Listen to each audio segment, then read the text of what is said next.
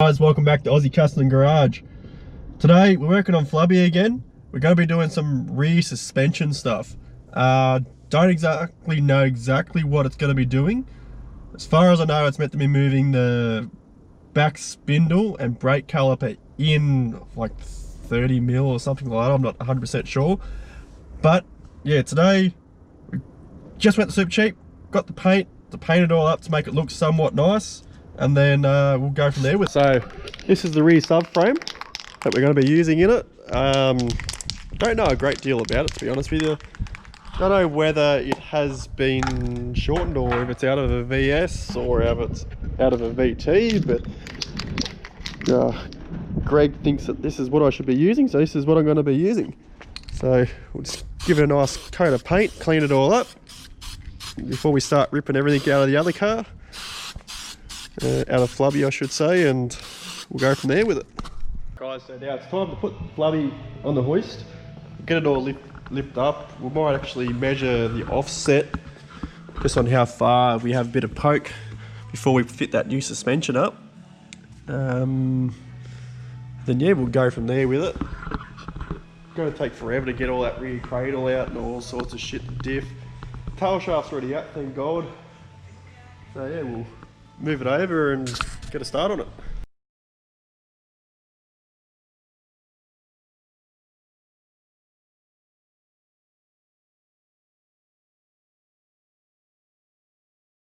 So we've got Flubby up on the hoist.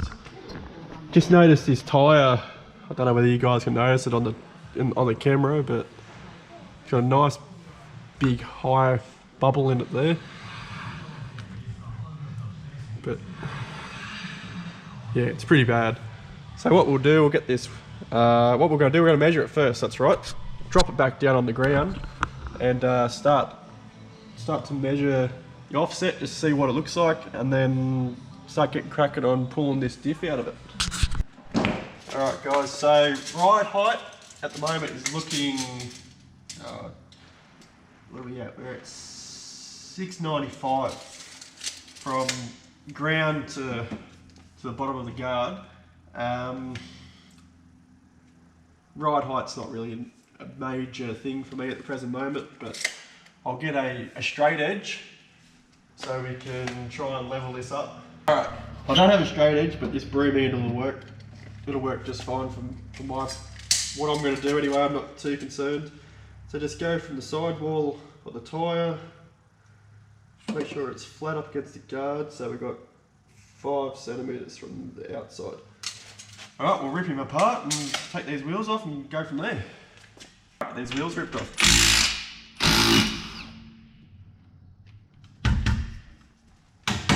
Don't you love it when when the nuts get stuck? No pun intended. It's a pain in the ass. Especially these little fucking sock things, that's what it gets stuck on. But anyway, won't put that back on, fuck it.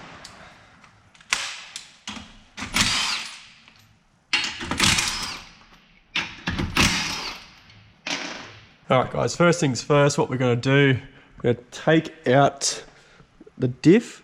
So just going to undo the axle there and get to the back of the cradle. Bolts are on top of the cradle for the diff. Don't think we're going to be using this diff because I don't even know what ratio it is, to be honest with you. I'd have to pull, I don't think it's got a, no, it does have a sticker on it. It's a 3.7 to 1, which isn't a bad diff actually for doing what I want to do, but we'll see how we go with it. Change of plan. So what we're going to do, we're going to take the whole fucking cradle out as one. I've never done this one before. Yeah, it's a fucking cunt to get out, eh? These bolts here that are Loctited, these ones here, sorry, they are super fucking tight. You can't get to the diff bolts with a spanner or anything like that, so I think the best option is to remove the whole rear subframe cradle, drop it on the floor, so I can set the new one up that's all cleaned up, ready to go, put on some jack stands, drop the cart out on it, put some bolts in it, and fucking send it on its way. Brakes we're not using on this. We've got new ones that are going on it.